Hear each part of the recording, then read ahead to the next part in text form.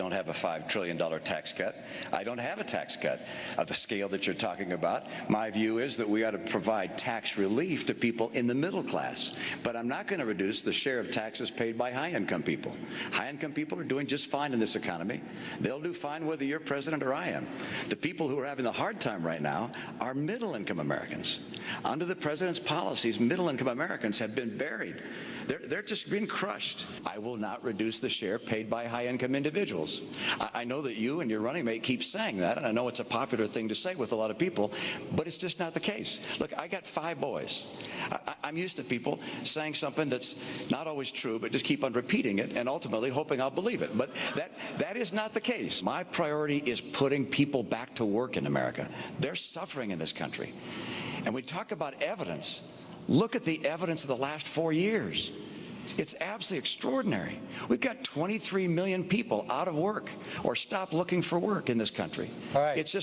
We got, when the president took office, 32 million people on food stamps, 47 million on food stamps today. I'm sorry, Jim, I'm going to stop the subsidy to PBS. I'm going to stop other things. I like PBS. I love Big Bird. I actually like you too. But I'm not going to keep on spending money on things to borrow money from China to pay for. You said you get a deduction for taking a plant overseas?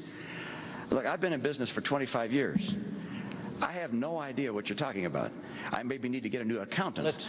But the idea that you get a break for shipping jobs overseas is simply not the case. Let me tell you something. I'm not saying it because they asked me to. It is absolutely true. I mean, there's no way you could watch this debate tonight and not reach that conclusion. But look, I don't want to approach this as an athletic competition. The reason why he won tonight is because the president and his rhetoric has never been exposed for what it is like it was exposed tonight.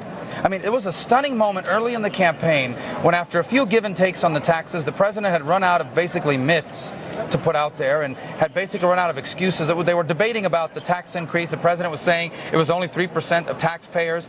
Mitt Romney came back and said, yeah, but it happens to be where all the jobs are. And the president said, can we change the subject? He basically turned to the moderator and said, well, let's talk about something else. Here's what was also very apparent. This president was, you could see it in the body language. He was so uncomfortable talking about the economy, about debt, about taxes, because he doesn't understand it. The thing that was exposed tonight that I finally, you stand up and say, yes, finally someone is doing this. The president's attacks against Republicans and against Mitt Romney is built on a bunch of myths. This whole thing about, oh, we have tax credit to send jobs overseas. Mitt Romney turned to him and says, I've been in business for 25 years. I have no idea what you are talking about. Yeah. That was a stunning moment. The president had no comeback for that. All of Barack Obama's attacks against Mitt Romney are based on myths, but things that just aren't true. Yeah. Now, you can get away with that in a 30-second commercial. You might be able to get away with that in an interview with a journalist or two. But when you're standing face-to-face with someone who's ready to call you out on it and explain why you're wrong, you're not going to get away with it. And that's what happened tonight. He was exposed. The president and his entire agenda was exposed tonight, and this race will never be the same after tonight. He did something else, Sean, that proves why he's so ready for the job. He said to him, look, as an executive, he's not running to be speechmaker, he's not running to be a legislator, he's running to be the chief executive of the United States of America. His job is to lay out these broad principles of governing, right? Yeah. This is what we're going to do. But then you got to work with the legislative branch, and to get things done, you got to get Democrats and Republicans to vote for it. So he understands you don't come in and impose that on people. Barack Obama, he just wants to impose his campaign speeches and shove it down the throat of the American people, like Obamacare, like the stimulus. It exposed why he'll be effective and Barack Obama will and very likable, too. Well, there was no doubt about it. I mean, I think he is. I think tonight, I was glad that so many millions of Americans got to see the Mitt Romney that we know. Look, I think, again, what you have is a president that's basically built this mythical campaign based on things that aren't true. Yeah. But now you have to stand next to the person that you're saying that to, and they're there to call you out on it. There was another moment, oh, you're going to raise $5 trillion in taxes. No, I'm not. That's what Mitt Romney's answer is. I'm not going to do anything. In the debt. I'm going to raise $5 trillion in the debt. He says, I'm not going to do anything with the taxes that increases the national debt. The president had nothing left to say. He wanted to move away from that topic.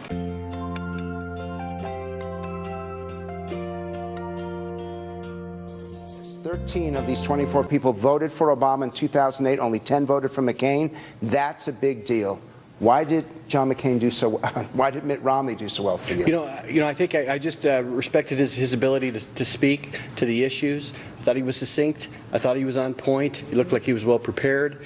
I was very impressed. Kathy? I agree. Same thing. Decisive leadership.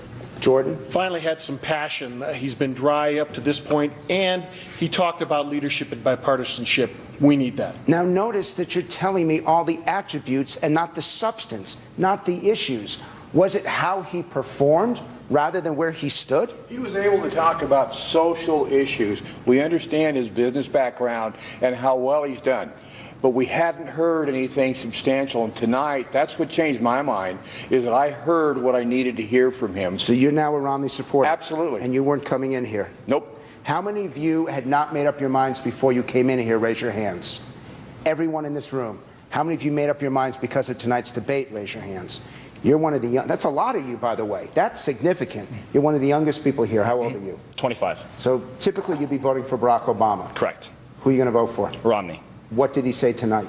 It was his whole talk about how he's going to fix the deficit. He's a business owner. He knows how to save money, how to cap things when spending gets too high, and he knows how to run a successful business. That's why he is where he's at. And we have to run the country like a business. You were also one of the youngest people here. Barack Obama's been doing very well among women.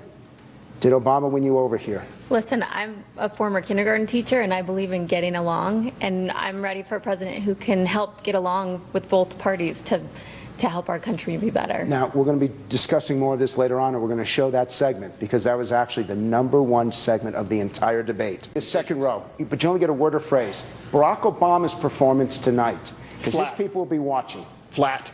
Weak. Slow. Passionless. Unpassionate. Go ahead. I thought it was flat. Office game. Honest. So what was it? I mean, do you think that he wasn't prepared? Do you think it's been 4 years? It seems like he wasn't prepared. It seems like Romney had done some thinking about the issues, and Obama just was working off the talking points. Now, I was watching, I heard what Sean Hannity said earlier, and he talked about this being Obama at his weakness. I've done these dial sessions before, and I thought that this was actually Romney at his strength. Yes. What's your reaction, Jim? Romney was very strong, and I disagree with my friend down here. I think Romney had a lot of facts. I think he clearly laid out his 5-point plan. It makes sense. He's a businessman, but he also came across with a lot of compassion, which I really appreciated. Dave? I think Romney had a lot of passion, had a lot of facts, but I think President Obama has been so protected. He's never had to defend these policies face to face. He doesn't have the facts, and he's defenseless because everybody that kept all the questioners away weren't able to do that. We're going to close. You lean towards Obama. What advice do you have? You're listening to all this. What advice do you have for Barack Obama for the next debate? I think he has to be more aggressive, because I felt like Mitt Romney was ready to jump in, jump all over him, and I thought that the moderator was not really fair about the whole thing. Every time he jumped in, he let him go. Sean, we've done these now for Fox News back in 2008. I've done these for other networks in the past. I will tell you that I've not had a group that swung this much. In 2008, all 3 Fox groups had Barack Obama winning. This is overwhelming. Talked about his vision, which was basically a continuation of the policies of the last 4 years. He wants another stimulus. He wants to have government investing for us. He wants to hire more government workers. He wants to raise taxes. As Vice President Biden blurted out today, they want to raise taxes by $1 trillion. It's more like $2 trillion by our calculation. But look, he's laid out the same policies but he's been following for the last 4 years. And I don't think that sells very well when people hear that. He also didn't have the chance to continue to misrepresent my views. I got the chance to present my own perspectives, and I think that helped me. What I hoped we'd have the chance to do was to actually see people and describe what I want to do to help the American people. I have watched some of the attacks that have come my way, and you just shake your head. I do recall that in the president's acceptance speech 4 years ago, he said that if you don't have a record to run on, you attack your opponent. You try and disqualify your opponent. And early on in this campaign, there were Democrat strategists, one in particular, who said their campaign strategy was to kill Romney. Hopefully not literally. I mean, this kind of character assassination is something which I think has gone way too far. And I think is an unfortunate part of this campaign and the president's part. I think it diminishes the White House.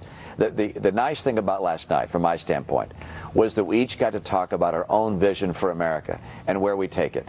And I think the American people, in the final analysis, will put aside the theatrics and will focus on who can make my life better. And I'm convinced that the policies I described will make life better for the American people. Obviously, the president wasn't happy with the response to our debate last night, and the reality is that over the last couple of years, I've been followed by I don't know how many members of the media. It's quite a crew that we travel around with, and they go to my rallies and go to the roundtables I participate in, and they hear the things that I'm saying to folks, and it's the same message I've been saying across America, which is I want to bring our tax rates down. I want to lower deductions and exemptions, broadening the base, if you will, particularly for people at the high end. I don't want to bring a big tax reduction for people at the top end. I want their share of the tax burden to remain as it is today. I want to help middle-income taxpayers. These are messages I've been talking about across America, and what I find so offensive about his tax plan is by raising taxes on small business, as he does, he will kill jobs. And right now, what America needs, as much as anything else, is more jobs. More jobs, more take-home pay. That's the whole focus of my campaign.